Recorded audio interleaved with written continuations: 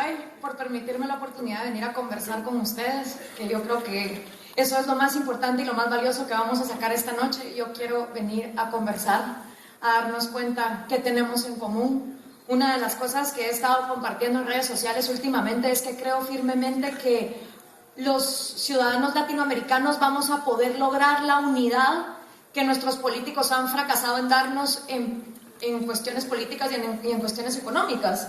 No hemos sido capaces de tener una unión que desde Río Grande hasta la Patagonia podamos comerciar libremente. No hemos sido capaces de tener una unidad política desde Río Grande hasta la Patagonia, pero considero que nosotros como ciudadanos a través de la tecnología podemos intercambiar ideas, que es un mercado que no paga aranceles. Hoy pues yo les vengo a hablar acerca de República versus Populismo, gracias a que gente como ustedes hizo viral un video donde pues yo compartí algunas ideas que son ideas que fueron inspiradas en el trabajo que yo hago en el Movimiento Cívico Nacional. Nuestra misión es rescatar la República de Guatemala. Fueron inspiradas también en las ideas que fuimos compartiendo esos 3 días en Zaragoza, cuando nos dimos cuenta que todos en Latinoamérica estamos preocupados por el tema del famoso populismo. Y pues me dio la venita cuando se paró Yelki Puig, que era el delegado de Cuba, que por primera vez salía de Cuba en sus 33 años, y dijo: yo no puedo entender por qué el resto de Latinoamérica no está denunciando los crímenes a los derechos humanos que ocurren en mi país. Y lo mismo dijo Darío Ramírez, que era el delegado de Venezuela, está exiliado a su país. Y cuando ellos dijeron eso me dio mucha rabia, me dio mucha cólera, porque yo sé la razón por la cual no se denuncian esos crímenes, al menos en el caso de Guatemala, y es porque mucha gente admira esos regímenes y quisiera que Guatemala siga esos pasos. Entonces me paré, hablé y el resto lo hizo Latinoamérica. Yo no tenía ni idea de que eso iba a pasar. Nunca en mi vida había puesto pies en Sudamérica, no había yo pasado de Nicaragua, y jamás me imaginé que la primera vez que iba a poner pies en Uruguay iba a ser para poder conversar con tantos uruguayos acerca de este tema. Nunca en mi vida me lo hubiera imaginado. Y ese es el poder de las redes sociales, ese es el poder de la tecnología y ese es el poder de intercambiar ideas. Y definitivamente Uruguay siempre ha sido para mí un referente en Latinoamérica. Es un país que admiro, lo admiro igual que admiro a Chile. Los admiro porque tienen uno de los niveles de analfabetismo más bajos de la región. Los admiro porque tienen una de las clases medias más anchas de la región. 10% de su población en pobreza, 10% de su población en riqueza, pero un 80% de clase media trabajadora pujante. Los admiro porque leen más de 30 libros al año, cuando yo vengo de un país donde apenas el 95% de mi población termina un libro al año. Los admiro porque se han nutrido saludablemente, cuando yo vengo del 6º país más desnutrido del mundo. Los admiro por una historia que a mí me tocó el corazón desde que yo tenía 15 años y fue la historia de los uruguayos que cayeron en el Fairchild en los años 70 en los Andes. Una historia que leí el libro de Nando Parrado, fui a escuchar a Carlitos Páez cuando llegó a hablar a Guatemala y yo dije: ve pues, si este grupo de jóvenes latinoamericanos en las peores condiciones del mundo pudo sobrevivir a base de trabajo en equipo, inteligencia, ¿qué nos impide al resto de Latinoamérica no salir adelante? Y conocí a Uruguay por esas cosas. Esas fueron las cosas que cuando uno no conoce un país, pero sabe algunas referencias, pues esas fueron algunas de las cosas que yo conocía de ustedes. Y no saben la inmensa alegría que es para mí el poder estar hoy aquí.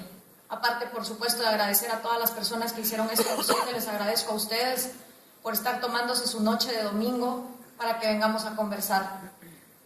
¿Quién soy? Soy una guatemalteca, nacida de una madre mitad guatemalteca, mitad húngara. Mi abuelo salió de Budapest en los años 50 para escapar de la Unión Soviética. Y por el lado de mi padre, mi papá es cubano, originario de La Habana. Mis abuelos también ya nunca volvieron a regresar a Cuba por la dictadura de Fidel Castro, así que se podría decir que llevo en la sangre el antisistema. Más adelante, obviamente, cuando uno crece en la multiculturalidad, aprende que la diversidad es lo más normal del mundo. Entonces esos racismos genéticos y discriminaciones que se viven en mi país a mí siempre me parecieron absurdos. No creo que la gente valga por el paquete en el que viene, ni por su color de piel, ni por su sexualidad, ni mucho menos. Creo que la gente vale por lo que tiene aquí. Y eso fue lo que me enseñaron mis abuelos desde muy chiquita. Mira, niña, ese tipo de regímenes que te quitan la casa, te quitan el carro, te lo pueden quitar todo. Lo único que no te pueden quitar, ¿tú sabes qué? Lo que tengas aquí. Eso no te lo puede quitar nadie. Por eso es importante que lo cultives. Y con esa visión y con un sentido de lo que era la injusticia y la falta de libertad, fui creciendo y me fui encaminando en relaciones internacionales y ciencias políticas. Me fajé para poder ser becada en el extranjero, irme a especializar en desarrollo internacional. Me fui a Bélgica, a la Universidad de Leuven, en Bélgica, una universidad donde se graduó Rafael Correa. Y en un punto donde estaba estudiando antropología y desarrollo internacional me dijeron, no entendemos qué es lo que usted hace aquí porque usted no cree en el Estado como promotor de desarrollo. Le dije, no es que yo no crea en el Estado como promotor de desarrollo, pero me rehúso a pensar que un individuo no pueda hacerse cargo de su propia vida y tenga que necesitar de un gobierno que ni siquiera lo conoce para saber decirle por dónde. Regresé a Guatemala desencantada del desarrollo internacional, no quería trabajar para ninguna ONG ni para ningún organismo o agencia internacional porque sentía que estos grandes planes para tratar de ayudar a la gente a salir adelante no funcionan. Desde 1948, mejor dicho, hemos botado a la basura 3.000 millones de dólares. 3.000 millones de dólares en ayuda externa y los niños en mi país se siguen muriendo de diarrea. Entonces, no funciona. ¿Qué es lo que no funciona? Y esa es la pregunta que me ha tenido cuestionando. Y obviamente la pregunta tiene muchas respuestas, pero una de ellas tiene que ver con la institucionalidad que se vive en un país. Y por eso, pues cuando regresé a Guatemala, regresé a la radio y dije, si no puedo hacer desarrollo internacional con ninguna agencia, voy a utilizar todas las herramientas que me fueron dadas para desarrollar individuos a través de la radio.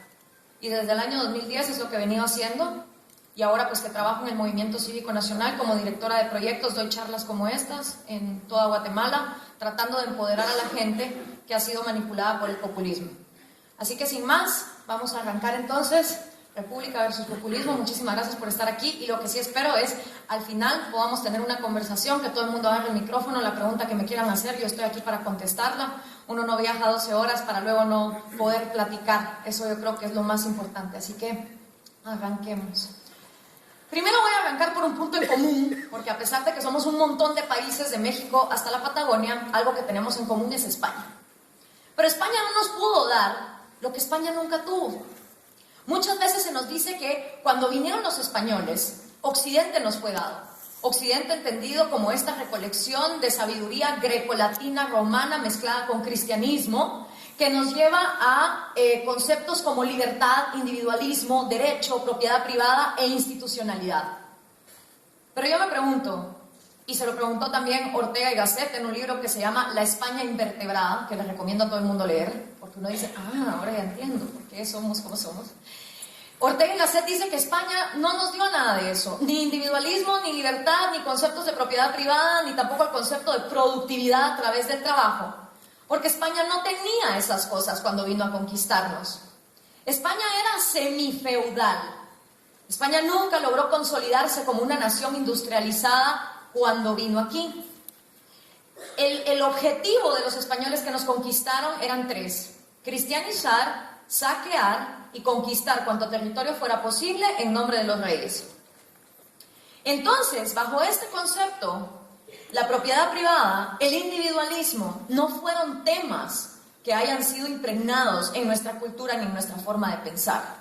El español llegaba a las tierras y todo el objetivo no era producir, no era como cuando llegaban, digamos, todas las personas que venían exiliadas de Inglaterra por la persecución religiosa, ponían pies en Estados Unidos y decían, bueno, aquí se trata de venir a producir, a crear riqueza, a ver qué hago con mi vida. No, aquí no era ese el objetivo. Y en lugar de eso, ¿qué fue lo que vimos? Pues vimos abusos sociales, abusos económicos, abusos políticos, donde no fuimos tratados como iguales ante los derechos, sino dependiendo de nuestra raza, dependiendo de nuestra condición, los derechos que se nos daban. Y entonces hay otro autor, Álvaro Vargas Llosa, hijo del reconocido escritor Mario Vargas Llosa, que escribió un libro que se llama Rumbo a la Libertad. Y él, al igual que Ortega y Gasset, se remonta para atrás y empieza a buscar aquellos elementos básicos que hemos tenido en Latinoamérica y que nos han oprimido. Pero él no se queda con España, él se va más atrás, él se va a los incas, se va a los aztecas, se va a los mayas y se da cuenta que ese cuento que repetimos tantas veces de que aquí los aborígenes vivían todos agarrados de la mano en una paz absoluta cantando Kumbaya era mentira. Los mayas, aztecas e incas tenían sociedades estamentales súper definidas, donde se hacía todo lo posible, desde el color de la vestimenta hasta los animales que tú podías poseer, para hacer una diferenciación entre la clase alta, la clase media y la clase baja.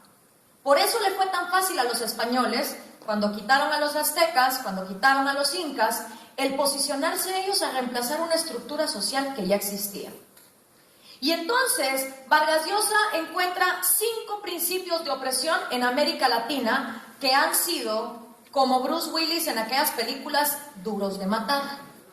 Han sobrevivido desde las épocas precolombinas hasta la actualidad. Y esos 5 principios son corporativismo, mercantilismo estatal, privilegio, transferencia de riqueza y ley politizada. Y han sobrevivido la América precolombina, la conquista y colonización española, la independencia, la Latinoamérica del siglo XVII al siglo XIX y hasta el famoso siglo llamado el siglo XX, el siglo del pueblo, con la Revolución Mexicana, por ejemplo, en 1810, y tantas reivindicaciones políticas que hubieron también, como la Constitución de Cádiz, que en algunos casos fue copiada sin éxito. ¿Y por qué? ¿Por qué son estos nuestros 5 principios de opresión que tenemos en común desde México hasta el Río de la Plata? Primero, el corporativismo. ¿Y a qué me refiero con corporativismo?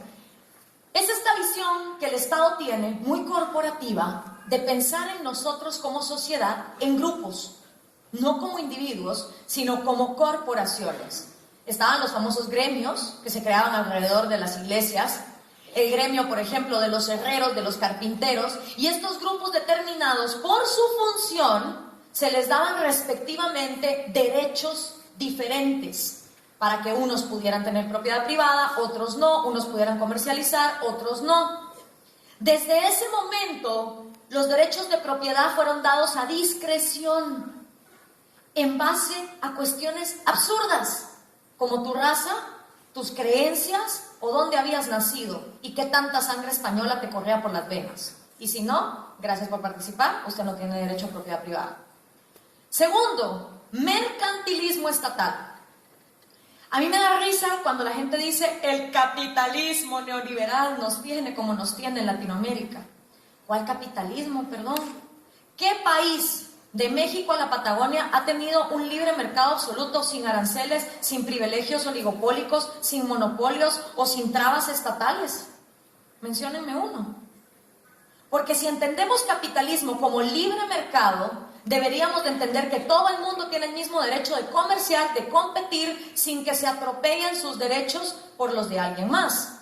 Sin embargo, en todo lo que yo he estudiado, en todo lo que yo he podido ver, no he encontrado un caso de esos en América Latina. Lo que sí he encontrado y de sobra es el mercantilismo estatal, donde la maquinaria del Estado nunca fue una entidad para darle beneficencia a los individuos a conveniencia de la gente, y esto ha requerido que la inmensa mayoría enfoque sus esfuerzos en mantenimiento y engrandecimiento del Estado. Aquí las sociedades fueron concebidas como meros peones, parte de un colectivo que lo que tienen que hacer es trabajar para transferirle riqueza al Estado. Más de 1 millón de normas, para que lo sepan, fueron decretadas durante los 3 siglos de vida coloniales. Y todo el comercio que salía de las Américas era controlado y regulado por el Consejo de las Indias, que se ubicaba en Sevilla. No salía y no entraba un solo barco de mercancía sin que Sevilla lo aprobara. Asimismo, gitanos, judíos, ingleses, alemanes, africanos tenían prohibida la entrada a las colonias españolas. ¿Es eso libre mercado? ¿Es eso libre competencia? ¿Es eso un culto a la propiedad privada y a la productividad? Vale la pena preguntarlo, ¿no? Este legado obviamente aún persiste en América Latina. Luego, el privilegio. Privilegio viene de 2 palabras en latín, que significa privis, de privado, y legum, de leyes, o sea, las leyes de los privados, las leyes para algunos grupos, no leyes generales, no leyes para todos, sino para grupos. Y lo que nos enseña el privilegio es que el noble es diferente del cura, el cura del guerrero, el guerrero del artesano, el artesano del plebeyo y el plebeyo del esclavo. Aquí todo el mundo es diferente, todo el mundo en base a qué hace, dónde nació y por qué nació así. Y así concebimos la América Latina. Eso que está ahí es el mural de Diego Rivera. Me confieso fan de ir a ver cultura comunista. Fui a la casa de Frida Kahlo también cuando estuve en México, porque me da gusto ver cómo estas personas que tenían estas mentalidades. Yo hasta parte de mi familia en Cuba, tengo una tía que se volvió miliciana y al final se cortó las venas en el 94 cuando se dio cuenta que todo aquello no había sido lo que ella esperaba. Pero me gusta ver esa cosmovisión. Y ese mural que está puesto en el Palacio de Gobernación de México representa muy bien este privilegio. Ahí están representados campesinos, obreros, capitalistas, curas y toda la diferente sociedad estamental. En este privilegio no se trabaja para subsistir, se subsiste para trabajar para el Estado y sus parásitos. Las personas no trabajan para sí mismas, sino para el mantenimiento de una entidad que las coerce. Pero señores, esto no lo trajo España. Esto lo pudo implementar España más fácil porque ya nuestras civilizaciones pensaban así. Imagínense ustedes que los aztecas le tenían prohibido ciertos colores de vestimenta a las clases más bajas. Y los incas le tenían prohibido a las clases más bajas tener ciertos animales. La discriminación no vino con España, simplemente se mantuvo. Y todo en el sistema económico era diseñado para distinguir a la gente noble de la gente común. Siempre hemos tenido esa obsesión. Luego la transferencia de riqueza. Durante siglos no se pensó en crear riqueza. Aquí no tuvimos gente que manipulara la electricidad, aquí no tuvimos gente que pensara en ferrocarriles, aquí no tuvimos gente que realmente innovara sobre lo que los recursos naturales le daban. Lo que tuvimos fue mucho saqueo, mucho aprovechamiento del recurso natural y las famosas encomiendas donde en una finca te pagaban con moneda de esa finca o de esa hacienda, luego el empleado solo podía cambiarla en la tienda de la hacienda y encima le quedaba debiendo al dueño a fin de mes. ¿A qué hora te da para ahorrar? ¿A qué hora te da para acumular capital y poner tu propio negocio? Te esclavizas de por vida. Naces en la finca, te morís en la finca. Y lo mismo va a pasar con tus hijos y con tus nietos. El problema de esto es que la movilidad social se vuelve imposible. Y la Constitución tras Constitución se ha reservado privilegios de emergencias para las élites y los gobiernos. Déjenme contarles que en la Constitución de Guatemala el artículo 41 dice se respeta el derecho de propiedad privada, pero el artículo 40, o sea que viene encima, dice la propiedad privada puede ser expropiada cuando así lo decida el Estado. Otra anécdota ya que les gustó esa. El Acta de Independencia de Guatemala fue firmado en papel sellante del rey Fernando VII de España. Ni nuestro propio papel pudimos ir a conseguir, pero eso no es lo peor. Lo peor es que dijimos, nos independizamos de España bajo 3 condiciones. Número 1, lealtad absoluta con el reino español. Número 2, se mantiene la Iglesia Católica como la única que puede ejercer su libertad de culto. Y número 3, que es creo que la más terrible de todas, permanece el status quo de movilidad social impuesto durante la conquista. Entonces nos independizamos para seguir teniendo criollos, indígenas oprimidos, gente que se creía más por ser más y ya está. Y obviamente esto también llevó a la mano derechos que no fueron otorgados. En mi país los indígenas no tenían derecho a tener propiedad privada hasta entrado el siglo XX. En mi país los indígenas no podían votar hasta entrado el siglo XX. Entonces a veces hablamos de, es que las mujeres no pudieron votar. Sí, pero también ha habido otros grupos que han sido aplastados, discriminados y por supuesto la riqueza es entendida no como algo que se crea, sino como algo que se transfiere de los que trabajan el campo y se mata trabajándolo al que está arriba porque es criollo y tiene sangre española corriendo por sus venas esperando la bonanza. ¿Qué produce todo esto? Una ley politizada, donde el rey, el emperador, el cacique maya o inca, todos operan igual. Aunque ya no son designados por Dios o traídos por el cielo como antes se creía, de todos modos se cree que el que reina tiene el poder absoluto sobre la verdad. ¿Sabían ustedes que los incas y los aztecas, cuando pasaba un nuevo líder al poder y llegaban entonces los sacerdotes a darle los anales y le decían, mira, aquí le traigo la historia del pueblo, la leían y decían, eso no me parece, hazme favor, me lo borras y me vas a contar una historia más bonita? Y así se reescribía la historia una y otra vez, acomodándose a lo que los líderes tenían. Y eso, que conste, no acabó con los caciques mayas. En mi país el conflicto armado se reescribe como a cada quien le da la gana. Cada quien cuenta la historia que quiere contar. Hasta el siglo XIX tenemos que tener presente que solo el 1 y el 2% de la población en Latinoamérica tenía derecho al voto. Por lo tanto, el 1 y 2% de la población tenía el poder absoluto sobre las leyes, lo cual también significa que tenían el poder absoluto sobre las propiedades, derechos y libertades del otro 98%. La pregunta que nos hacemos es, ¿can we really blame them? Como dicen en inglés. ¿Podemos realmente culpar a la gente que cae ante los populismos?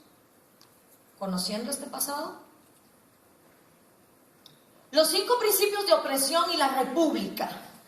Me encanta esta frase de Álvaro Vargas Llosa, bastante poética, y dice: las repúblicas latinoamericanas que pelearon y vencieron al enemigo colonial traspasaron una espada a través de un fantasma disfrazado con carne humana.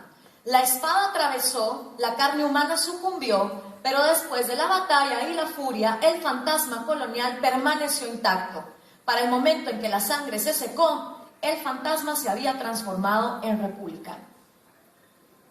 O sea, batallamos, peleamos, dijimos, lloramos y al final quedamos iguales. Y siguieron los 5 principios de la opresión, pasando a una nueva etapa. ¿Pero qué es la ley entonces? Si decimos que la ley no está para darle privilegios a unos y aplastar a otros, ¿qué es la ley? Y aquí me refiero a un escritor que me gusta mucho, me fascina la gente que habla directo y al grano, como Ortega y Gasset, como Bastiat, como Vargas Llosa. Y esta es una frase de Federico Bastiat en su libro La Ley, que tiene 50 páginas, igual que él llegó a 50 años de vida, y dice: la ley no tiene por misión regir nuestras conciencias, nuestras ideas, nuestras voluntades, nuestra instrucción, nuestros sentimientos, nuestros intercambios, nuestros dones o nuestros placeres. La ley no tiene por misión regir todo eso. Su misión consiste en impedir que en estas materias los actos de unos atropellen los derechos de los otros. Esa es la función de la ley. ¿Y a cuánto legislador en Latinoamérica a diario se le olvida esto? Si la ley se limitara a garantizar el respeto de todas las personas, todas las libertades y todas las propiedades, si fuera solamente la organización comunitaria del derecho individual de legítima defensa, obstáculo, freno y castigo de todas las opresiones y todas las expoliaciones, no habría tantas disputas entre los ciudadanos sobre el grado de universalidad que conviene al sufragio. Después de mi discurso he escuchado a tantos decir: ¿y tú crees que con los 3 derechos de vida, libertad y propiedad es suficiente? La verdad es que sí. Sí lo creo. Lo creo rotundamente. Y les voy a explicar después por qué. Ahí me voy a enfocar en la 8, que dice: la ley se ha pervertido bajo la influencia de 2 fuerzas radicalmente diferentes: el egoísmo falto de inteligencia y la falsa filantropía. Y aquí me quiero detener. El egoísmo falso de inteligencia. Cuídense, uruguayos, cuídense el mundo entero del político que dice: yo no tengo intereses personales, yo pongo a mi pueblo primero. Dice todo el mundo: bravo. Yo no soy egoísta, yo pongo a mi pueblo primero. Cuídense de ese, porque a menos que sea un marciano, es un humano que les está mintiendo vilmente.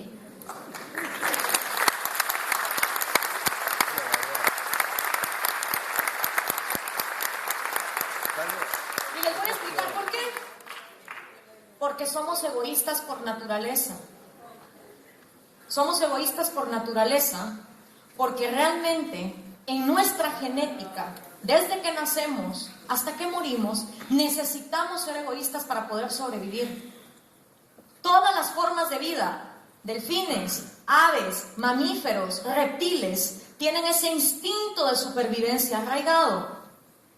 Lo que pasa con los humanos es que nuestro egoísmo tiene que convivir con el egoísmo de los demás, porque somos los únicos seres que nos comunicamos tan eficiente como en la forma en que lo hacemos. Somos los únicos seres capaces de transformar los recursos para formar otros nuevos. Entonces, ¿qué pasa? Muchos de nosotros queremos renunciar a ese egoísmo. Muchos de nosotros queremos sacrificarnos a pesar de ser egoístas y decir que una sociedad se puede hacer oprimiendo la naturaleza egoísta que tenemos y sacrificarnos por el colectivo. ¿Qué para pasando? Que el egoísmo, como es natural y es genético y no se puede suprimir, igual surge. Y por eso es que los comunismos han fracasado. Y por eso es que en los comunismos Stalin y sus amigos viven como reyes, Fidel Castro y sus amigos viven como reyes, los boliburgueses viven como reyes, porque no se puede aniquilar el gen egoísta a menos que mates a la persona. ¿Y qué tiene de malo que seamos egoístas? Según Bastiat, nada. Sobre todo si somos egoístas inteligentes y racionales. ¿Qué significa ser un egoísta racional? Que entiendo que la otra persona también tiene derecho a ser egoísta. Y que ni mi vida, ni mi libertad, ni mi propiedad privada valen más que la vida, la libertad y la propiedad privada de esa persona.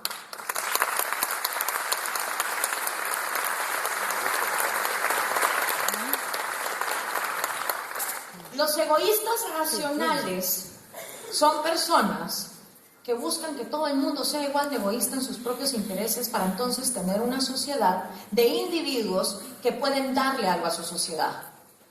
A mí cuando en Guatemala me dicen los jóvenes, pero es que Gloria, hay que pensar en el colectivo. Por supuesto que hay que pensar en el colectivo, pero si vos como ser humano primero no te educás, no te empoderás y no te autorrealizás, ¿qué le vas a dar a tu sociedad? Crimen, narcotráfico, drogas, maras. Entonces la cosa está en que yo les pongo de ejemplo. Miren, yo saqué mi universidad, regresé a Guatemala y luego fundé desde hace 3 años con 5 amigos una fundación de reforestación, porque sí, uno puede ser libre mercado y querer cuidar el planeta, sobre todo los que somos más racionales y sabemos que todo lo que le sacamos al planeta lo debemos compensar para poder seguir produciendo. Y fundamos Plantemos 1000 árboles. En lugar de ir a manifestar y a lloriquear ante el Ministerio de Ambiente de Guatemala, que igual no iba a hacer nada, decidimos nosotros, bueno, si aquí nos prohibido sembrar árboles, o sí, sembremos árboles. Y después de 28 siembras, 30.000 árboles sembrados y muchos guatemaltecos involucrados, puedo decir que uno puede hacer un cambio y no tiene que esperar que el gobierno lo haga. Ejerciendo 3 derechos: vida, libertad y propiedad. Cuídense entonces de los políticos que les dicen yo no tengo intereses, porque de plano que los tienen. Ahora, hay una gran clave. El egoísta racional, como entiende que todo el mundo tiene derecho a su propiedad, no quiere enriquecerse con el dinero de alguien más. Y ese es el problema de nuestros políticos, que son egoístas irracionales, que nos venden el cuento de que les interesa el pueblo, pero una vez están en el poder, es con el dinero del pueblo que ponen empresa. Ah, qué bonito, ¿verdad? Así no tienes que arriesgar tu dinero. Felicidades, wow, qué brillante. Cualquiera puede arriesgar lo que no le pertenece. Vayan ustedes a un casino y empiecen a darle $20,000 así a los que están ahí apostando, a ver si no lo apuestan con más ímpetu que el propio dinero. Entonces, si no aceptamos que somos egoístas, empezamos a tergiversar nuestra naturaleza. Y cuando tergiversamos nuestra naturaleza, queremos empezar a poner leyes para oprimir libertades. Y ahí es donde empiezan los controles de precio, ahí es donde empiezan las expropiaciones, ahí es donde empieza tú sí tienes derecho a propiedad privada, pero tú no. Y entonces empezamos a coercionarnos todos. Y se nos olvida historias como la del muro de Berlín, donde nadie se pasaba al lado ruso, sino todo el mundo se quería pasar al lado occidental. Se nos olvida, eso no existió. Y también creemos que lo que pasa en otros lados no es copiado, no puede ser copiado. Señores, dejémonos de cuentos. Las fronteras las hemos puesto nosotros. Las discriminaciones genéticas no las hemos inventado nosotros. A la larga todos somos humanos. Chinos, negros, pelirrojos y de todos los colores. Y así como un humano cuando es motivado para hacer el bien, hace el bien, un humano cuando es motivado para hacer el mal, hace el mal. Y cuando las leyes de un país te premian por ser un mediocre corrupto, la mayoría de la gente va a querer ser mediocre y corrupta. Y cuando las leyes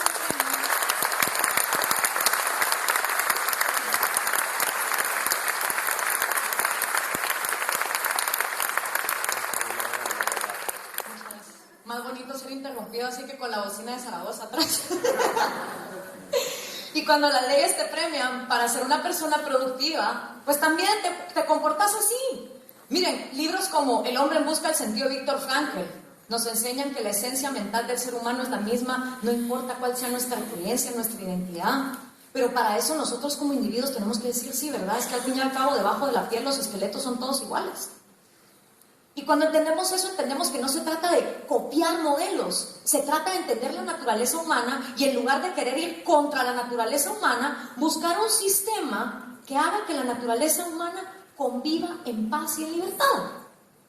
Y yo por eso es que le apuesto a la República.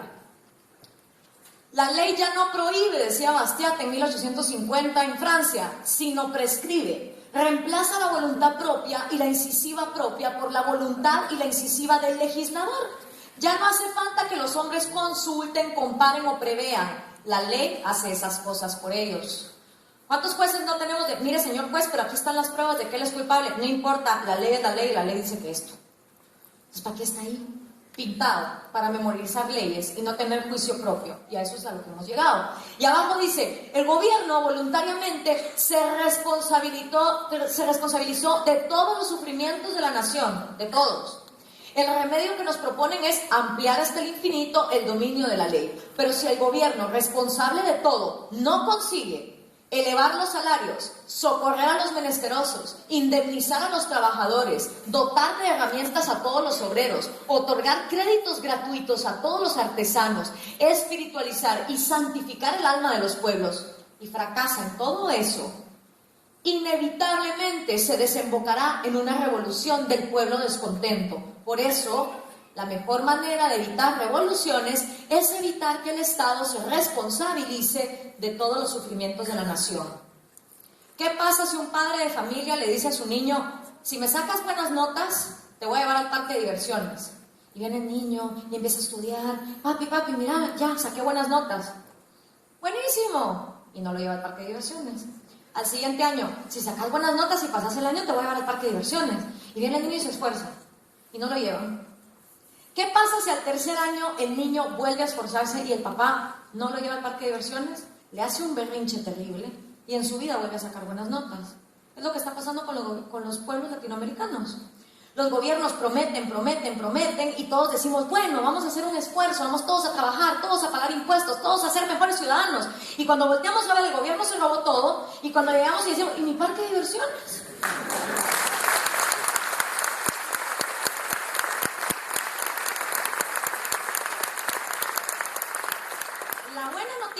Es que ya no somos niños y nosotros nos podemos hacer nuestro propio parque de diversiones teniendo nuestros 3 derechos garantizados. Este es el credo del Movimiento Cívico Nacional. Yo lo pongo ahí por si queda alguna duda de por qué hacemos lo que hacemos y por qué emprendemos en lo que emprendemos. Y obviamente pues creemos en el Estado de Derecho, en la libertad como el ideal máximo, en el respeto a la propiedad privada, vida y libertad como condición esencial para el ejercicio de nuestros derechos, en la separación de poderes, control recíproco, elección democrática, transparencia del gasto administrativo, fiscalización del gasto público. Creemos en la participación activa de cada uno de nosotros, basada en el respeto a las instituciones, la defensa del Estado de Derecho y en que unidos podemos rescatar la clase política de nuestro país. Más adelante les voy a contar del movimiento. Entonces, tenemos la república y tenemos el populismo. ¿Qué nos da la república? Diálogo.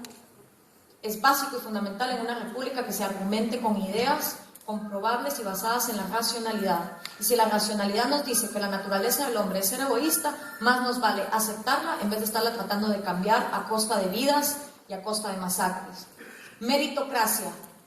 Y la meritocracia no es dinerocracia, es el mérito y la capacidad mental que venga en cada uno de nosotros. Y eso lo demuestra cada uno. Yo no creo en las cuotas, ni de mujeres, ni de indígenas, ni de jóvenes.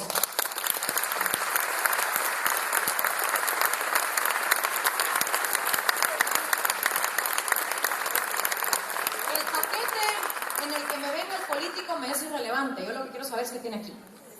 Y eso es lo importante.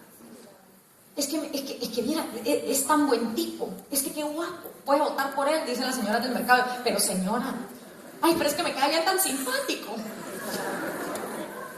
así pasaba con Alfonso Portillo, historia real, asesinó a 2 en México, todas las mujeres locas por él, y luego cuando regresa a Guatemala dice, y maté en 2 en México, y por ustedes serían 5,000, decía toda la gente, y uno así como, madre santa, ¿verdad?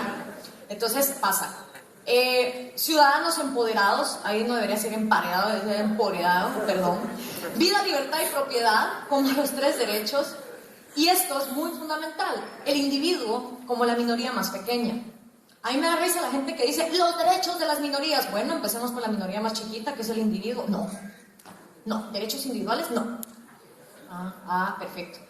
¿Y qué te da el populismo? Obviamente te manipula, porque es como, a ver, ¿cómo te seduzco? Con la bolsita, con la gallina, con el cochito, con lo que sea, dame el botito, perfecto, vamos bien. Cero racionalidad.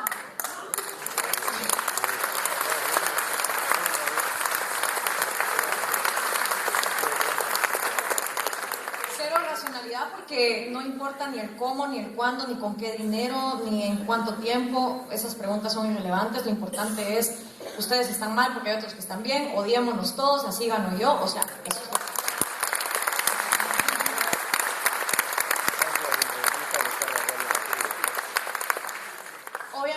la corrupción necesita ser permitida, y voy a explicar más adelante cómo la corrupción es la gasolina del populismo, y cero institucionalidad.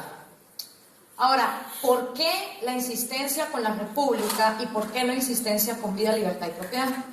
Pues si ustedes creen como yo que todos los seres humanos somos iguales, en el sentido de que debajo de esta esencia mental todos tenemos las mismas motivaciones, los mismos miedos, comprenderemos también que los principios filosóficos de cómo somos como humanos en esencia no han cambiado desde Grecia hasta hoy.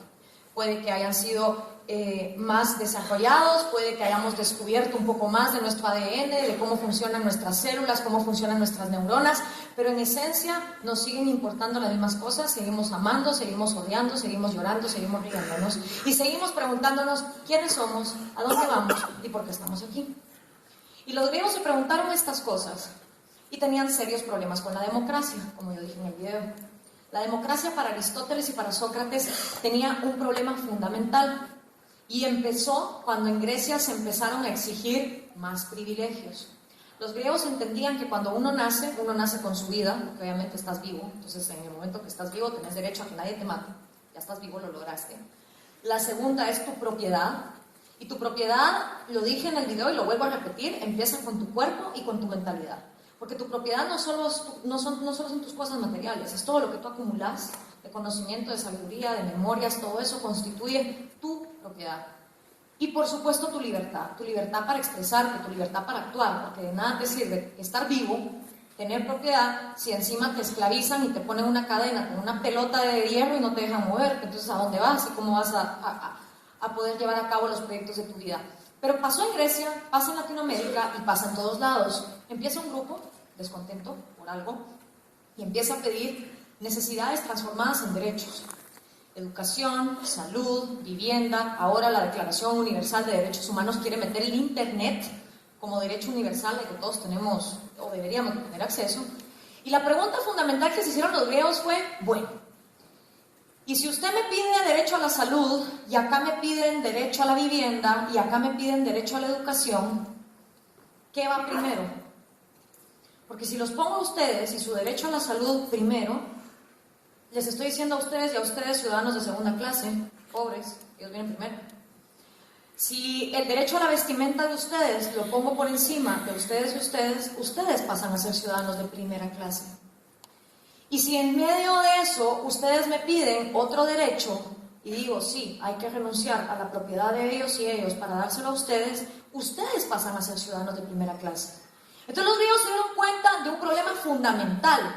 Si nos vamos a más derechos que estos 3, automáticamente la sociedad deja de ser igual ante la ley. Entonces, o queremos igualdad ante la ley, o queremos desigualdad de leyes y más derechos.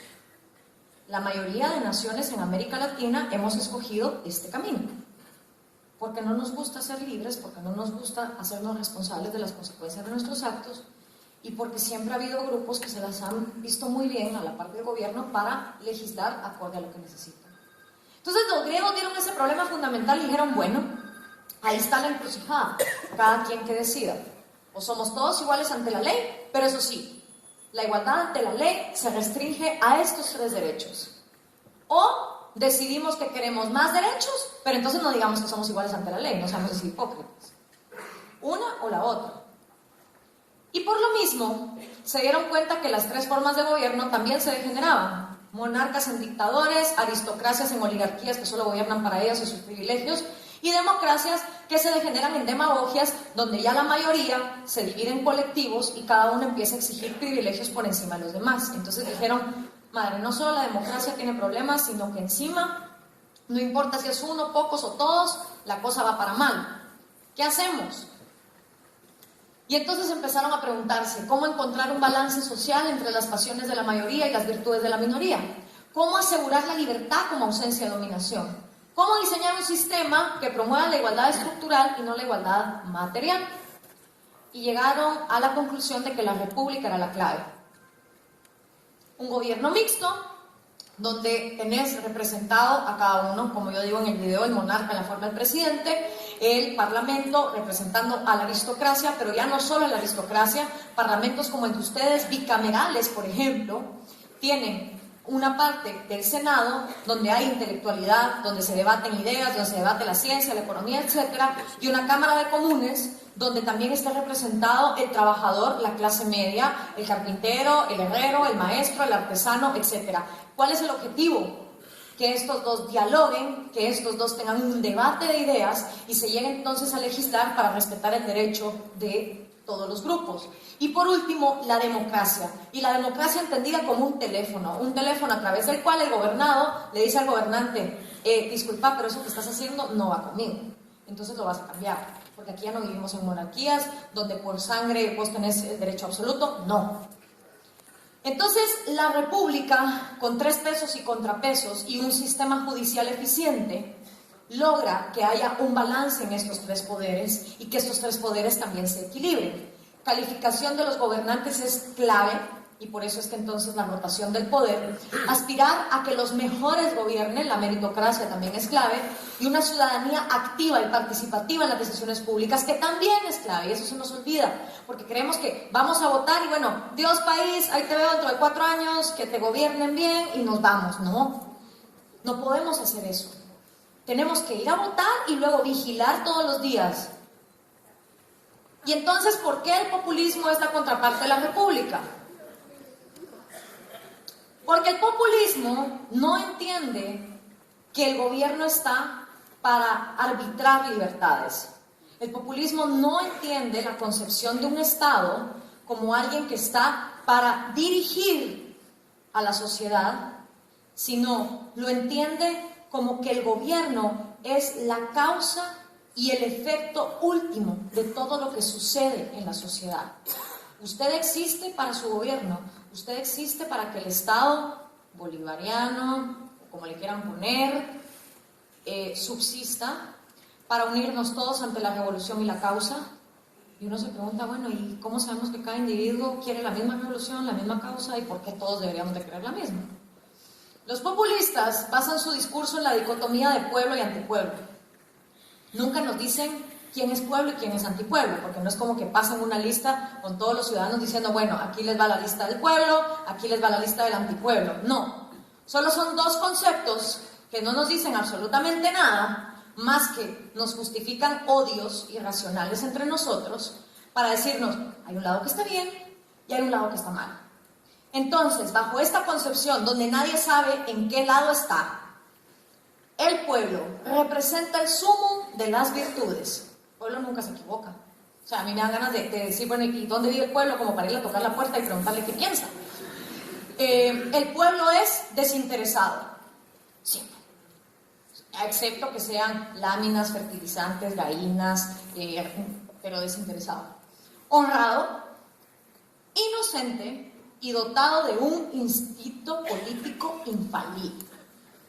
Nadie mejor que el pueblo sabe quién es el pueblo. Y luego está el antipueblo, que también quién sabe quién es el antipueblo. ¿Dónde está esa nave espacial imaginaria de pueblo y antipueblo para irlos a consultar? No, ahí sabe. El antipueblo es la causa de todos los males. Es que aquí estamos así por los yanquis, aquí estamos así por los españoles, aquí estamos así por los indígenas, por la oligarquía, por quien sea. Hay que echarle la culpa a alguien, eso es típico del populista. Y mejor si es un enemigo extranjero, así mejor todavía. Luego puede tomar cuerpos entre entes internos o externos, oligarquía, plutocracia, extranjeros, clero, judíos y monarquía. Todas y cada una de las palabras ahí puestas, respaldadas con un genocidio, una guerra o un conflicto armado, culpando a individuos porque a alguien le dio la gana meterlos en alguno de esos grupos y resaciar a los que también a alguien le dio la gana meterlos en este otro. Algunos representantes de cómo empezó este discurso en América Latina: Lázaro Cárdenas desde 1934 en México, José María Velasco ya también en Perú, Víctor Paz, allá también está Juan Domingo Perón. Yo me acuerdo de imágenes de Eva Perón regalando billetes por todos lados. El que sepa un poquito de economía sabe que el papel en sí mismo no es más que la consecuencia de que haya productividad detrás. O sea, estar regalando papel no se está regalando riqueza. Regalar riqueza, la riqueza para empezar no se regala, se crea, y se crea sobre todo en los países donde se respetan 3 derechos fundamentales. Pero ahí está algunos de los diferentes representantes. Ahora, yo veo a la República con una analogía como que fuera un árbitro en un partido de fútbol. Están todos los jugadores jugando y están ejerciendo sus 3 derechos: vida, libertad y propiedad, pasándose la pelota, delanteros, defensa, todo el mundo jugando, y el árbitro está viendo. Bueno, sigan sus videos. Y de la nada, alguien viene y le patea la propiedad privada a alguien le mete una zancadilla a la libertad de alguien y alguien le mete mano a la propiedad privada o a la vida de alguien. Entonces viene el árbitro y pita, ¿va? ¡Pip! Vengan para acá, señores. Lo sientan en un juzgado. Usted, ¿por qué le quitó la propiedad a este? Usted, ¿por qué estafó a este? Usted, ¿por qué cometió esta injusticia contra este? Cada uno da sus razones. Los jueces votan, debido castigo, resarcimiento para la víctima. Continuamos con el juego. Y sigue la República. Y cada uno ejerce su libertad y está jugando.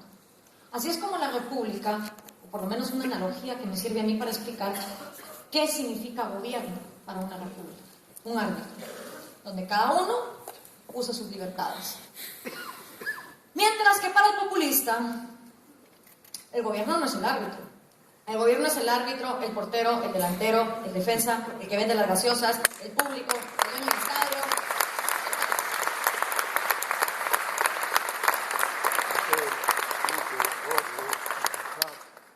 Lo quiere hacer todo y por eso no para haciendo nada. ¿Y será que quiere hacer todo porque nos quiere tanto? No sé, yo tengo mis dudas, pero ahí le voy a enseñar más tarde por qué. Pero entonces esto sirve para explicar cuáles son las diferentes cosmovisiones. Ahora, la gasolina del populismo es la corrupción.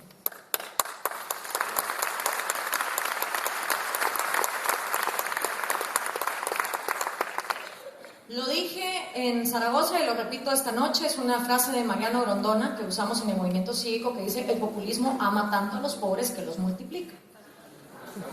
¿Ya? ¿Por qué?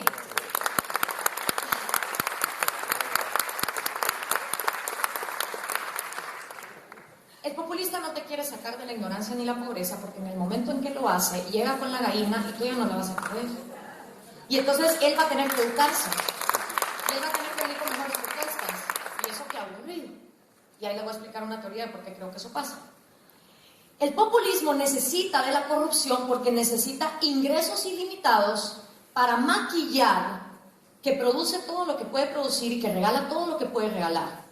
Petróleos de Venezuela, PDVSA, desde CSA, pero todo no sabe que es del gobierno, desde el año 2003 que no entrega un estado de cuenta. Nadie sabe cuánto le ha dado Petróleos de Venezuela a Nicaragua, cuánto le ha dado a Cuba, cuánto le ha dado a Bolivia, a Ecuador. Y todos los países que tengan su gasolina estatizada probablemente tienen dinero bolivariano metido en ellos. Pero nadie sabe cuánto se debe, a cuenta de qué, a cambio de qué. Eso solo es un ejemplo. Pero la corrupción es vital para el populismo porque a través de ella se compran las voluntades del legislativo, se compran las voluntades del judicial Y se puede pantallar que se está regalando todo lo que se está regalando sin rendirle cuentas a nadie. Y esta gasolina es la que nosotros podemos hacer escasa a través de la tecnología.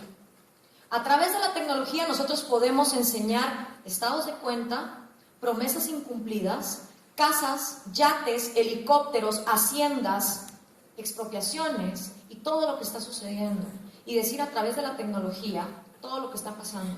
Llamadas telefónicas, fotografías que delaten cosas como son, porque necesitamos quitarle la gasolina a este mal. Lo que el populista busca, al menos esta ha sido la experiencia en Latinoamérica, es suprimir en beneficio propio la tensión entre el liderazgo político y la voluntad popular. Y nada mejor para lograrlo que establecer un vínculo directo con el pueblo, por encima, al margen o en contra de las instituciones, las libertades y las leyes.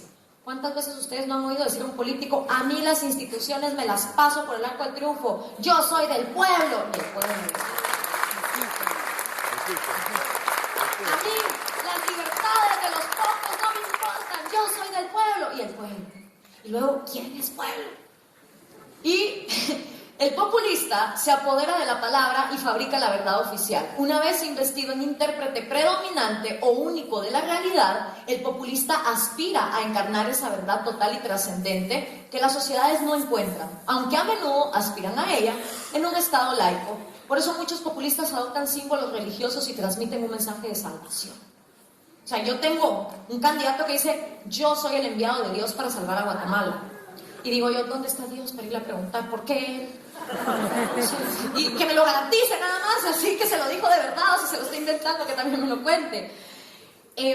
Siempre es el culto a la personalidad, siempre es el endiosamiento de sí mismos, es hacer sentir al pueblo que es tan miserable, tan ignorante y tan pobre, que pobrecitos ustedes, no pueden con su vida, elíjanme a mí, yo soy el que los va a salvar, porque yo soy el enviado de Dios para salvarnos. Y el populista se presenta ante el pueblo como única respuesta para que haya progreso, para que haya paz, y la gente se lo cree, porque ¿saben cuál es el peor daño psicológico que el populista hace? A la psicología de nuestros pueblos. En la mentalidad de latinoamericano que se ve ante un populista, dice: sí, tiene razón este tipo, yo no puedo solo, yo no puedo contra todo este aparato que me está oprimiendo y me está dejando pobre, yo soy tan miserable, tan ignorante, pobrecito yo, que lo necesito a él. Y entonces tenemos generaciones de individuos inseguros de sí mismos, que no tienen autoestima, y que encima se creen que ese personaje les importa un bledo, su futuro y su destino. Y este es el círculo del victimismo que permite el populismo. Y permítanme explicarles. Empezamos allá, luego de la flecha naranja, donde dice educación de victimismo. Uno ve a las madres de familia en las épocas de graduación de colegio preocupadas de: ay, a ver, mijito, cómo te queda el traje, la corbata, el pelo de la niña, el vestido. Pero ¿cuántas madres se meten a indagar el libro de historia de sus hijos para saber cuál es la historia que les están enseñando? ¿Cuál es el cuento que les están contando?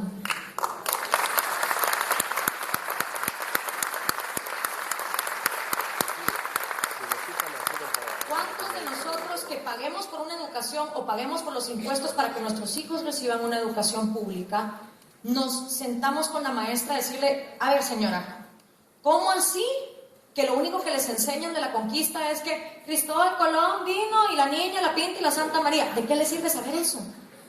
¿Entiende mi hijo los 5 principios de la opresión? ¿Entiende que vive en un continente donde la discriminación genética nos ha tenido por los suelos y nos ha tenido repitiendo teorías que no funcionan? ¿Entiende mi hijo que todos los seres humanos realmente merecemos ser iguales ante la ley? Esas son las preguntas que nos deberíamos de estar haciendo. Pero como la educación de victimismo le enseña a nuestras generaciones que la culpa es de España, la culpa es de los yanquis, la culpa es de los oligarcas, la culpa es de los indígenas. Ustedes no saben la cantidad de gente en Guatemala. Mi país es 65% indígena. Ay, chula, es que ni modo, pues, ¿cómo vamos a salir adelante con esa raza? Y yo tengo ingenieras eléctricas indígenas sentadas a la par mía en la maestría que así hacen mis conocimientos matemáticos. Porque como pensamos en estos colectivos absurdos que nos venden y repetimos como loros, dejamos de ver el potencial de cada individuo. Le quitamos al individuo su esencia. Esa educación de victimismo lo único que produce es baja autoestima. Claro, pobre yo no nací para que el mundo lo pueda ir yo a conquistar. Yo no nací para tener riqueza. Pobrecito yo.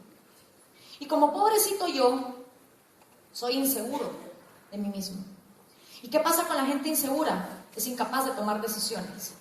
¿Será que pido un trabajo o no lo pido? ¿Será que aplico a una beca o mejor no aplico a una beca? ¿Será que debería de ir aquí o debería de ir allá? La gente insegura es capaz de tomar decisiones. Y cuando somos incapaces de tomar decisiones, le tenemos pánico a tomar riesgos. ¿Y qué se necesita para ser un empresario? ¿Qué se necesita para crear riqueza? ¿Qué se necesita para crear empleos? ¿Tomar riesgos o no? Porque nadie, ni Thomas Alva Edison, cuando estuvo 92 veces tratando de que el foco le encendiera, tenía el éxito garantizado. Ni sabía que hoy, gracias a su genialidad, íbamos a tener toda la electricidad que estamos teniendo. Y él tampoco lo hizo para eso. Acordémonos que somos egoístas. Hacemos las cosas porque nos placen. Los efectos positivos que tengan, eso ya viene después. Pero el punto es, la gente que ha tomado riesgos en la vida no es porque de antemano haya tenido el éxito garantizado. Y como estamos creando un círculo de victimismo con baja autoestima, con inseguridad, la gente le tiene pánico a tomar riesgos, mucho menos riesgos económicos. De decir, es que para poner una empresa tengo que poner capital. Uy, ¿y si lo pierdo? Ay, no, mejor no me atrevo. Ay, no, mejor no. Y se les va la vida sin tomar decisiones. Pero hay una alternativa. El gobierno, como mina de oro. ¡Tin, tin, tin, tin! Se le iluminan los ojitos al inseguro, al que le tiene pánico al riesgo, al de la educación del victimismo, y dice, está, me meto al gobierno, arriesgo el dinero de los otros, y si me va mal en la empresa, fresco. No fui yo el que puso un centavo. Y si me va bien, pues mejor todavía, porque sin tomar un riesgo, baboseé a todos estos idiotas que creen que pagando impuestos les estoy haciendo un favor, me hago yo millonario, y ya está. Completo el círculo. Y eso sí, básico y fundamental, desde el gobierno, garantizarme que la educación de victimismo se perpetúe, para que siempre haya una y otra generación dispuesta a enriquecerse con dinero ajeno. Porque qué rico va. Qué rico es no hacerse responsable de las consecuencias de nuestros actos. Qué rico es hacer empresa con el dinero de alguien más. Eso es lo más sabroso del mundo, pues.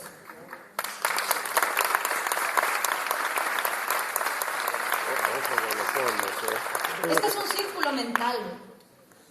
Porque yo repito y seguiré repitiendo que el problema de América Latina es mental, no es de recursos.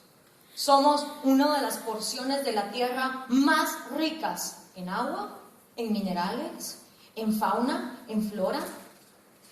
O sea, nuestro problema no es de recursos, no es como en Taiwán, que llegaron a una isla donde no había nada y tuvieron que ver qué hacían, o Israel, que de un desierto tuvieron que hacer un paraíso. Como le digo yo a mis amigos israelitas, es que ustedes de un desierto hicieron un paraíso, mientras que en Guatemala el paraíso estamos haciendo un desierto, ¿verdad? Esa es la diferencia. Entonces, es mental, es puramente mental. ¿Y cómo se rompe ese círculo? Con una educación de empoderamiento, con una educación que le enseñe a nuestros niños dignidad, que les enseñe de opciones, que les enseñe de ciencia, que les enseñe de igualdad ante la ley y que todos como seres humanos merecemos el mismo respeto a nuestra propiedad, a nuestra libertad y a nuestra vida. Individuos empoderados tienen alta autoestima y las personas con alta autoestima, a pesar de que fracasen en la vida, se vuelven a levantar. Y cuando la gente se vuelve a levantar, tiene seguridad en sí misma, le cueste lo que le cueste, y sobrepone cualquier cosa. Y así los riesgos se vuelven parte de la vida, salgan bien o salgan mal, pero la gente empieza a tomar riesgos y la gente ya no tiene miedo a apostar el dinero de su propia bolsa para tener su propia riqueza y entonces sí, adquirir todas esas cosas que los populistas ofrecen, salud, vestimenta, educación, por sus medios propios, pagando impuestos si quieren, pero por sus medios propios. Así es como se rompe ese círculo, para que el gobierno se vea como un árbitro y no como una mina de oro. Y se cree riqueza que permita otras fuentes de empleo y que otros también se empoderen. ¿Dónde empieza todo? ¿En qué le estamos enseñando a nuestras generaciones? Porque eso es lo que se quedan aquí. Y como me dijeron mis abuelos, lo único que nadie te puede robar es lo que tienes aquí. Para bien o para mal.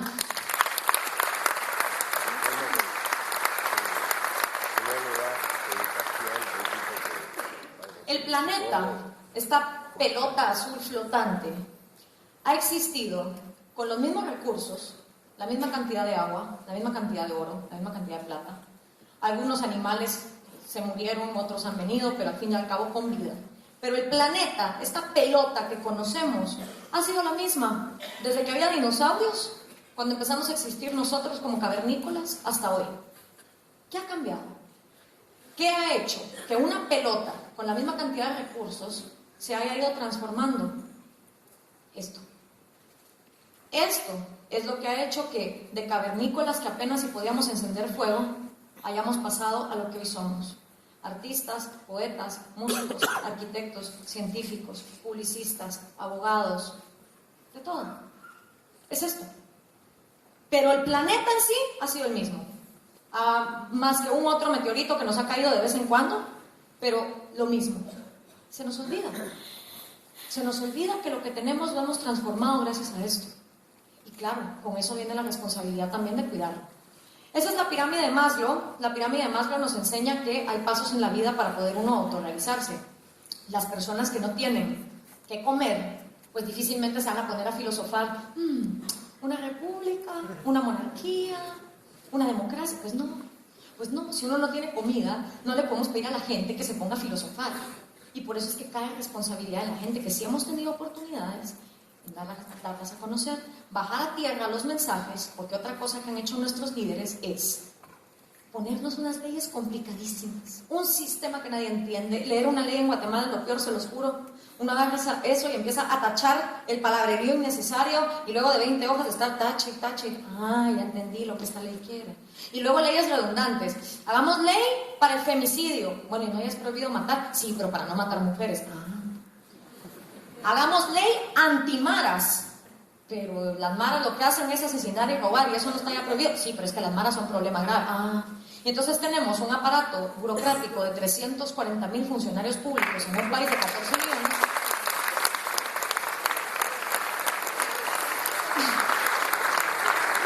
Con 70,000 leyes. 70,000 leyes. En el país, en el sexto país más desnutrido del mundo, con un analfabetismo del 16%, 70,000 leyes.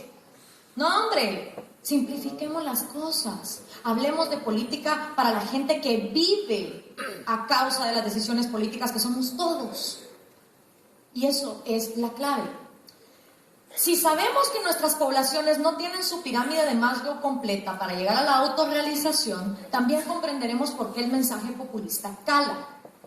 Ahora, el mensaje populista propone lo que los 5 principios de opresión vinieron haciendo, solo que al revés. Cuando vimos la historia en Latinoamérica de los 5 principios de opresión, vimos que la riqueza iba de los de abajo que trabajaban a los de arriba que no hacían nada. El populista propone que de los de arriba se pase a los de abajo. Y la verdad es que esos son otros conceptos como pueblo y antipueblo. ¿Qué es arriba y qué es abajo?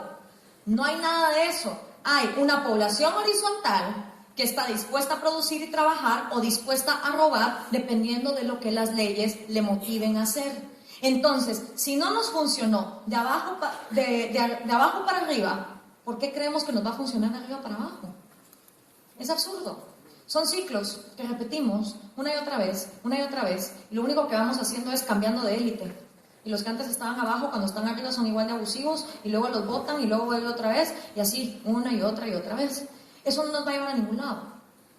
Esa concepción de que la riqueza es un pastel que hay que dividir y repartir, no nos va a llevar a ningún lado, porque está demostrado, ya se los dije, la pelota azul, la mente, la transformación de recursos, todo está en nuestra cabeza.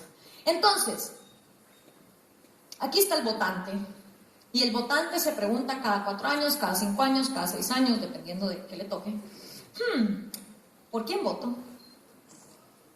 Por un lado está el populismo. Populismo me da lucha de clases, me hace sentir que no es mi culpa estar mal, y me dice, como dice el cartel, cuando el rico le roba al pobre se llama negocio, cuando el pobre pelea por recuperarlo se llama violencia. Y siempre es, yo quiero el lado del pastel, yo quiero el lado del pastel, en vez de decir, señores, todos pueden crear riqueza, déjense de pelear, solo respétense y cada quien salga adelante. Pero el populismo te da eso, y lo otro que te da es un bien material inmediato. Y aquí vuelvo y pregunto, ¿podemos realmente culparlos? ¿Podemos realmente culpar a la población que tiene un hijo preso y que el juez les está pidiendo X cantidad de dinero con tal de sacarlo? Una madre que fue incapaz de llevar a juicio a un padre irresponsable que no le pasa pensión. Una persona que está presa por causas injustificadas y que le atrasan el juicio y el abogado le pide más y más dinero. ¿Podemos realmente culpar a la gente que acepta la gallina, la bolsa, la lámina, el fertilizante, cuando por otro lado el gobierno no les hace ni les da justicia porque no tienen dinero?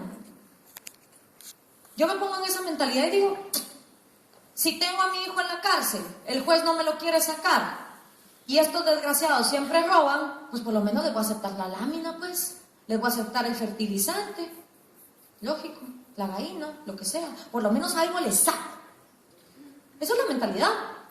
Por lo menos a estos desgraciados algo les saco.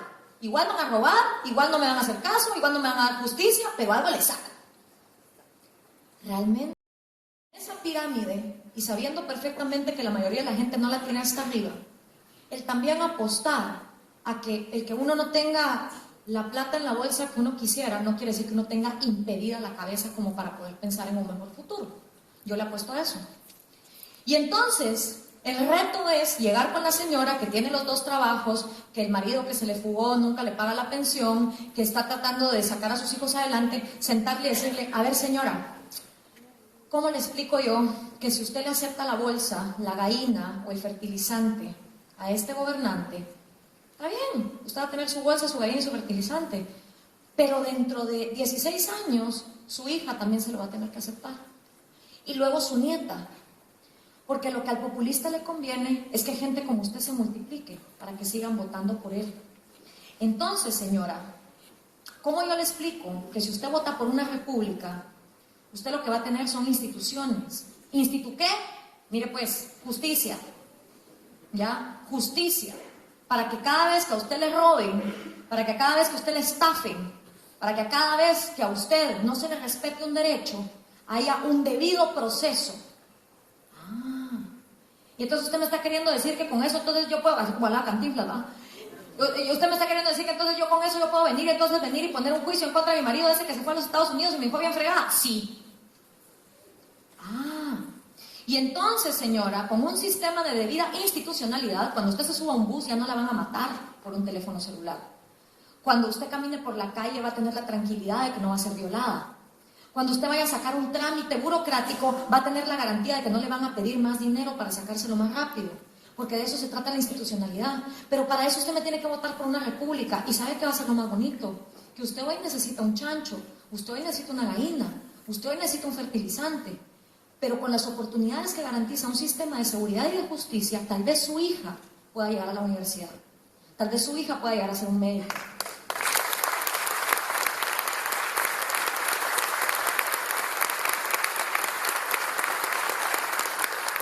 Vote por la república, señora.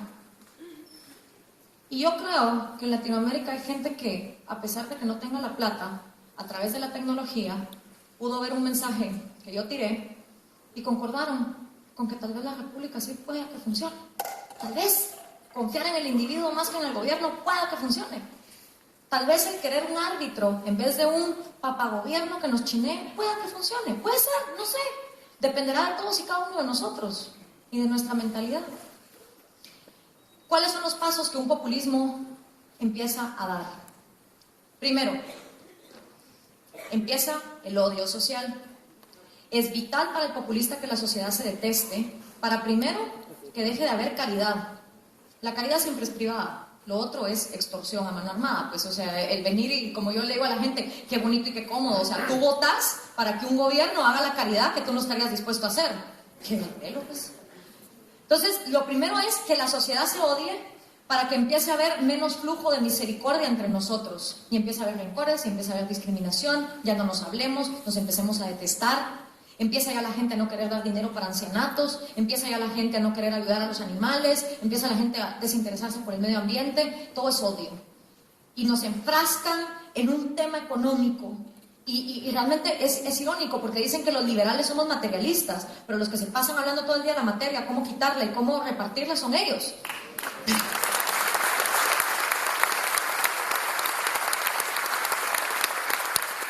Los liberales realmente lo que queremos es que haya libre mercado, se respete la propiedad privada, para que entonces podamos pasar a otras esferas de la vida. Podamos leer poesía, podamos viajar, podamos intelectuar, ser más intelectuales, estar con nuestros hijos, leer un cuento, tener otra cosa que hacer que nos está pensando todo el día. La economía, la crisis, la escasez, la falta, la ausencia, esa paranoia en la que nos meten, porque solo les importa lo material, porque sus vidas son tan vanas y tan vacías, por lo mismo que les expliqué en el discurso, en el círculo del populismo, que realmente dicen, es que los liberales, los materialistas, perdón, pero los que se pasan enfrascados en el tema económico son ustedes. Nosotros lo único que pedimos es que se respeten las reglas, que haya libertad de comercio, y así, cuando la economía fluya, gracias, ya me puedo ocupar de tener una vida que tiene tantas cosas maravillosas aparte de la economía.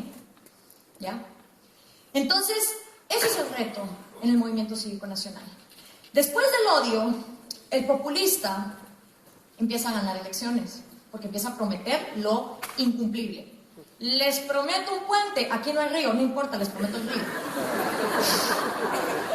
Les prometo que Guatemala va a llegar al mundial, dice por ahí un candidato. Sí, dice todo el mundo, porque Guatemala tiene esta obsesión con el fútbol, no entendemos que no somos buenos para eso, que tenemos otras áreas donde somos mejores, pero no. Les prometo crecer 16% el PIB económico en cuestión de un año.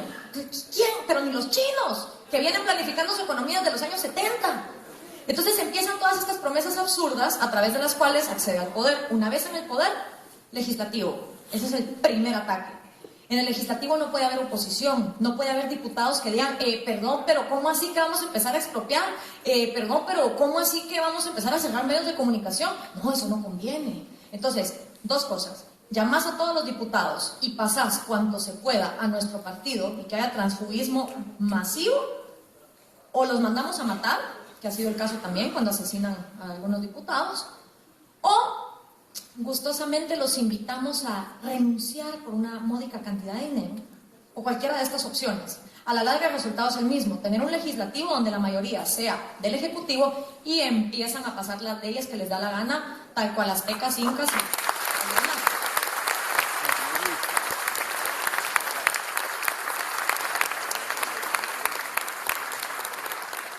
Acto seguido, ya tenemos al legislativo, ya estamos pasando las leyes que nos dan la gana.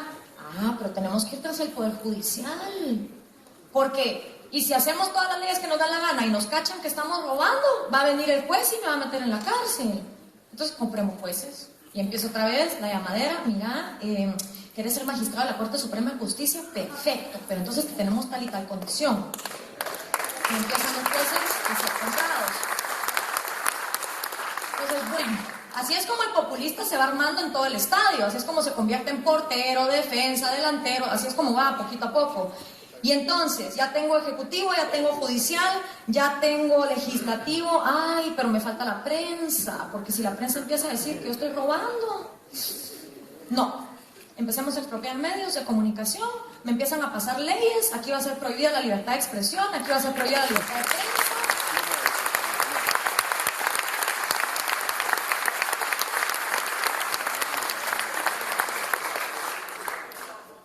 En eso estamos diciendo aquí. Me empiezan a que no haya libertad de prensa, perfecto, ya tenemos casi todo el estadio. Y por último, eso sí, al individuo empecémoslo a limitar. Expropiaciones, es prohibido tener dólares, no podés salir de tu país cuando te dé la gana. Y precios, controlados. Entonces, no, pero es que la carne, mira, que el frío, que tanto los costos, no me importa, no puedes vender la milanesa a menos de tanto, porque si no, cárcel. Entonces, ¿qué empieza a pasar? Quiebras, tras quiebras, tras quiebras, desempleo, desempleo, desempleo. Ah, pero la solución venezolana para decir que tienen la mejor fuente de empleo del mundo, empiezan a emplear a la gente en el Estado, con dinero que nadie sabe dónde sale. Y una vez que tienen todo armado, el ciudadano voltea a ver y dice, ¿y a qué horas? ¿Y a qué horas yo perdí mi libertad? ¿Y cómo salgo de aquí? Bueno, pues esas fueron las circunstancias que llevaron a mi abuelo a salir chancleteando de Hungría y a mis otros abuelos a salir chancleteando de Cuba. Yo lo que les recomiendo es, uruguayos queridos, tienen un país hermoso. Cuídenlo, con todo. Aférrense a su país, porque es bien feo empezar de cero. Yo lo vi con mis abuelos. ¿Y qué pasa con las minorías? ¿Y qué pasa con los necesitados? ¿Y qué hacemos con la gente que realmente necesita un resarcimiento? Si los programas sociales no son malos, el problema es la rosca de corrupción que se forma alrededor de ellos, donde se para dando la ayuda solo al que se afija al partido de turno. ¿Quiere recibir la bolsa? Fírmeme aquí, ve, porque si usted no es del partido no la recibe. Pero es que las minorías, pues miren, yo la vez pasada estaba pensando en el cubo de Rubik, porque tiene sus colorcitos, sus diferentes cosas. Ya les había contado que la minoría para mí más pequeña del mundo es el individuo. Y entonces se me ocurrió el Republics Cubo. Y el Republics Cubo, pues obviamente puede tener todas las aristas que ustedes quieran, pero ahí está sexualidad, creencias, música, ideología y continente. Si cada uno de nosotros seleccionamos nuestro color en nuestra categoría, nos vamos a dar cuenta que todos y cada uno de nosotros tiene su propia línea única de colores. Y que si le metiéramos más categorías al cubo de la República, todavía seríamos más únicos. Todos somos minoría en nosotros mismos. Por tener o por no tener tatuajes, por creer o por no creer en Dios, por tener el pelo rojo, tenerlo blanco, por ser mujeres, por ser hombres, por ser de una etnia o ser de otra. Todos somos minoría. Y dentro de esos grupos minoritarios, como dicen en Guatemala, los derechos de los indígenas, sí, y salen los indígenas a manifestar por los derechos de la minoría. Pero entre esos indígenas estoy segura que una niña de 14 años puede estar harta de vestirse con el corte y con el huipil, mientras otra lo porta con el orgullo de su vida. Y está bien, si cada uno tiene derecho a decidir. Pero que me digan que un colectivo piensa igual a todos los demás, no me la creo, señores. Porque este cubo nos demuestra que cada uno somos únicos en cómo somos y eso no tiene nada de malo. Somos una minoría en nosotros mismos y por eso los derechos individuales, que son la minoría más pequeña, son los que necesitamos que se respeten. ¿Qué hacemos en el MCN para volver esto realidad? Tenemos un proyecto para rescatar la República que se llama La Cantera. La Cantera, como la cantera del Real Madrid y el Barça, es un proceso para ir buscando a los mejores líderes políticos de Guatemala. Aquellos que no tienen los 3 millones de quetzales para comprar el puesto de diputación, aquellos que no se quieren aliar con el narco para poder llegar a un puesto, o aquellos que no pertenecen al empresariado tradicional, no tienen el cuello o el enchufe, o como le quieran llamar. Entonces vamos por todo el país localizando a estas personas. Primero entregan su hoja de vida, cualquier guatemalteco puede aplicar. Luego se les hace una entrevista política para ver qué tanto esta persona entiende de qué es gobierno, república, democracia. Luego se someten a un polígrafo y antecedentes policíacos. Entrega de cuentas bancarias, enseñan cuáles son sus bienes y sus saberes, porque claro, es más fácil cachar a un político que robó si de antemano sabes lo que tenía antes de ser político. Entonces ya cuando sea político ya le decís, ¿y ese yate? ¿Y ese helicóptero? ¿Y esa hacienda de dónde salieron? Pero si no sabías lo que tenía antes, pues va a estar un poco difícil. Y luego, por supuesto, pruebas psicométricas y psicológicas, porque se necesita mucha inteligencia emocional para el día que lleguen y te digan, bueno, aquí hay 5 millones de dólares, me vas a pasar tal ley. Ey, pero es que eso viola el derecho. No me importa, la vas a pasar. Entonces, se necesita mucha inteligencia emocional para venir y decir, no, gracias vos. Mis motivos políticos no son económicos. Para eso hago dinero de mi propia bolsa. Mis motivos políticos son tener un gobierno más limpio, tener a la gente mejor. O sea, yo les digo una cosa, mis intereses egoístas en la política son porque ya estoy harta de vivir entre jóvenes ignorantes, pesimistas, con baja autoestima, narcos, mareros, gente que discrimina.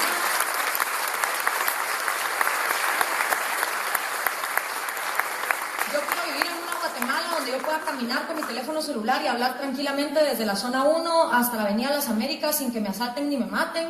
Yo quiero vivir entre gente que me inspire, entre gente que sea artista, poeta, bióloga, científica, lo que les dé la gana, gente que produzca, gente que sea un mundo y se sienta orgulloso de ser su propio mundo. Ese es mi interés en la política. La plata, no gracias, eso la hago con la empresa privada y me va bastante bien. Por último, señores, lo único que yo les puedo dejar es cuestionen, lean y apuéstenle mucho a que las generaciones que vienen más abajo que nosotros lo que necesitan es sentir que este mundo es de ellos, para ellos y por ellos. Y que todos y cada uno de ustedes son capaces de administrar su propia vida y que nadie los conoce a ustedes mismos más que ustedes mismos. Cada uno conocemos nuestras motivaciones, cada uno conocemos nuestras capacidades. Entonces no permitamos que cualquier persona nos venga a hablar por hablar, a meternos estos conceptos. Preguntémonos, ¿quién es pueblo? ¿Quién es antipueblo? Preguntémonos qué es lo que realmente queremos para nuestro país. Y si en algo yo puedo contribuir con el mensaje que di o esta conferencia que estoy dando, créanme que me tienen a las órdenes, han sido un público maravilloso y créanme cuando les digo, tienen un país que yo admiro, que es referente de Latinoamérica. Volteen a ver lo que hay en la región y agarren lo que a ustedes más les guste para ser individuos libres, empoderados y responsables. Muchas gracias.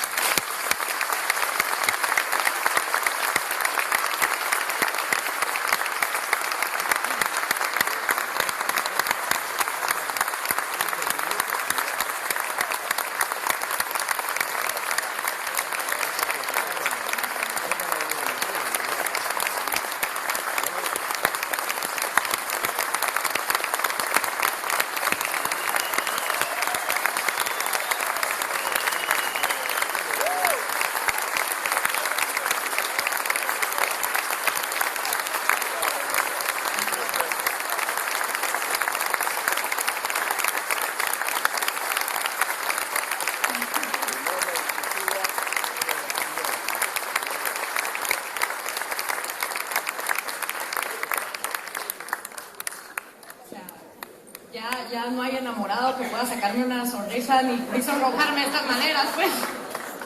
Muchísimas gracias, de verdad. Muchas gracias, Gloria, por esta intervención clara y concisa y que estoy seguro que habrá removido conciencias en este auditorio. Llegamos a la parte final de esta conferencia. Como decía, durante este rato hemos estado recibiendo centenares de preguntas que ahora Gloria tendrá a bien responder. Presento a Lourdes Rapalín, coorganizadora de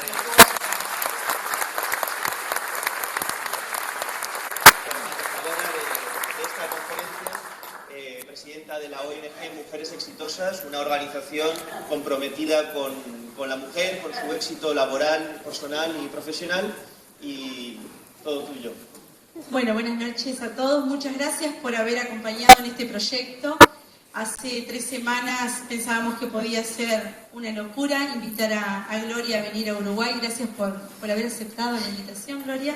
Y gracias a cada uno de ustedes por haber aceptado la invitación de venir a escuchar a esta mujer maravillosa que después de todas las cosas que estamos pasando en nuestro país, lo único que hacía últimamente era pedirle a Dios que nos diera luz y que mandara a alguien para que pudiéramos abrir un poquito la mente y qué es lo que teníamos que hacer por nuestro país. Y ahí apareció Gloria, la invitamos en todas las posibilidades y en la gira que ella tenía por Latinoamérica podía darse de que no viniera, y bueno, se dio que sí, que viniera y tuviéramos el honor de tenerla aquí. Ahora viene la parte un poquito más, que me pongo un poco nerviosa porque hay algunas preguntas que ahora voy a ser de periodista un ratito. Hay muchas preguntas, las sacamos al azar. Después igual Gloria en su página las va a subir todas y nos va a ir contestando de a una. Gloria, hay gente acá muy interesada en que respondas algunas cosas. Por ejemplo, ¿qué situaciones de amenaza a la República y a las instituciones divisas tú aquí en Uruguay? Creo que La peor amenaza que puede tener que la República triunfe es la relatividad de los derechos. Es decir, la vida vale, sí, pero depende de la vida de quién. La propiedad vale, pero depende de la propiedad de quién. Y la libertad igual, pero depende qué libertades y de las de quién. En el momento en que relativizamos los derechos, la República se ve amenazada. La República se ha visto amenazada históricamente, se vio amenazada en el Imperio Romano, se ve amenazada en Star Wars, con el Death Star y con Darth Vader, que aunque uno diga, es una película de ciencia ficción, pero nos enseña realmente las causas fundamentales que hacen a una república caer. Puntualmente, como Uruguay, creo que una ley que trate de restringir la libertad de expresión puede amenazar a la república.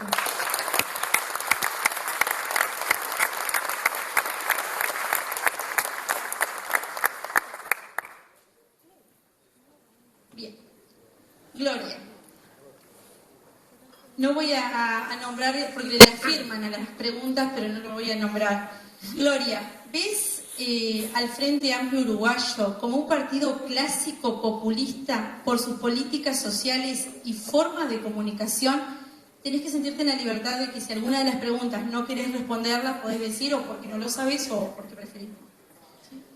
Desconozco si los programas sociales uruguayos están llevándose con la contabilidad transparente, donde uno sepa que cada centavo que entra, a dónde llega a parar.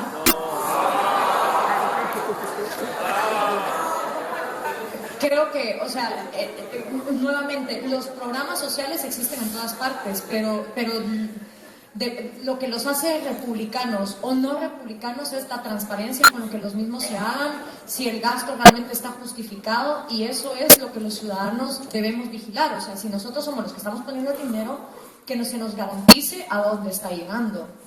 En la manera de hablar, algunas herramientas que he escuchado de división social para ocasionar odios sí han sido parte de algunos de los discursos que he podido escuchar. Bien, ¿cómo puedes identificar, creo que esto ya lo dijiste, pero estaría bueno repetirlo, lo que viene a ser como un manual, cómo se puede identificar un gobierno populista y cómo evitarlo? Utilización de conceptos vagos como pueblo ante pueblo, una cooptación del legislativo donde ya no haya una oposición real, compra de jueces, un organismo judicial adormecido que es incapaz de dar justicia no al ciudadano, sino ya en general tampoco enjuiciar al gobierno. Definitivamente toma de control de los medios de comunicación para terminar con empezar a reducir las libertades de comercio, de expresión y de movilización de sus ciudadanos. Bien, ¿ves bien que un ciudadano diga, haga uso de su voto y diga, voto, pero a mí la política no me interesa? Hay un dicho muy bueno y ha sido de varios autores que dice, aunque a ti la política no te interesa, igual te para afectando. Porque cada vez que tu mamá se queja de que los precios subieron en el supermercado, o que asesinaron a un amigo, o que robaron un teléfono, o cualquier cosa, tiene que ver con la política, directa o indirectamente. Entonces, si a ti no te interesa la política igual sigue afectando tu vida. Y uno puede vivir con la realidad de saber que a uno no le interesa, pero por lo menos aceptar la realidad de que igual te está afectando. ¿Qué opina de los monopolios estatales bajo un gobierno populista?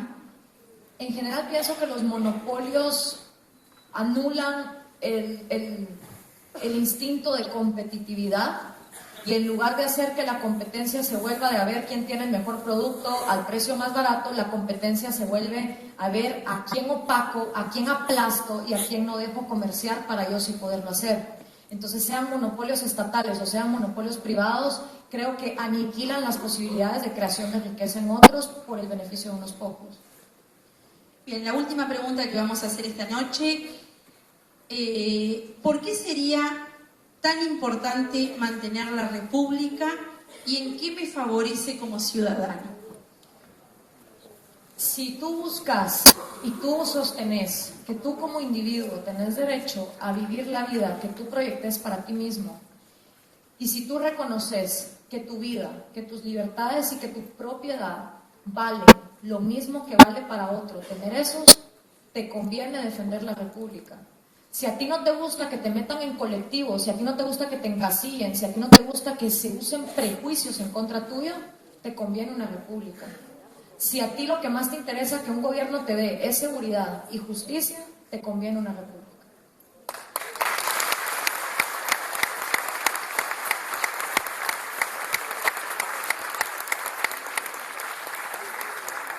Y yo me voy a tomar la molestia de el atrevimiento de hacer una pregunta personal. ¿Por qué aceptaste la invitación de venir a Uruguay, Gloria? Sé que mucha gente te escribió. ¿Sentiste, ya que sos antipopulista, que la gente en Uruguay podía estar sintiendo que estábamos cayendo en un gobierno populista y por eso aceptaste? ¿Por qué aceptaste? Acepté por la misma razón que siempre he aceptado las oportunidades en mi vida, y es porque siempre me han llevado a lugares inesperados. En el momento en que ese video se volvió viral y empezó tanta gente a escribirme, yo me senté a llorar enfrente de la computadora y decía: no puede ser que haya en Guatemala tanta gente que me dice que yo estoy mal por pensar en que un mundo más libre y un ciudadano más empoderado es posible, y haya ido a pronunciar esas palabras y ahora esté recibiendo mensajes de Brasil, de Argentina, de México, de todas partes. Y cuando me hiciste la invitación para venir a Uruguay, dije: si la vida me está dando la oportunidad de viajar a Sudamérica por primera vez en mi vida, qué mejor razón que encima llevando una maleta llena de ideas. Entonces no podía decir que no.